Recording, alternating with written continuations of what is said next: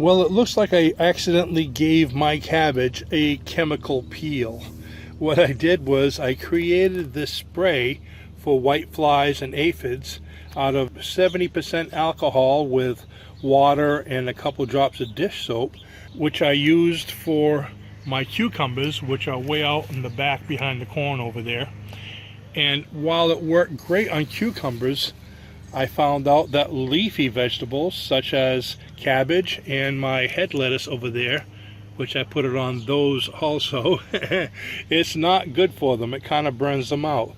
So I could see the edges of the cabbage is a little discolored, and over here it didn't like it either.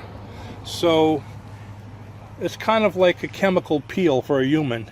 So what I need to do now is I'm going to shade them by putting this chair in front of them and another chair over here. So I'm going to get them shaded for the next couple days, and hopefully they will recover. Poor little guys.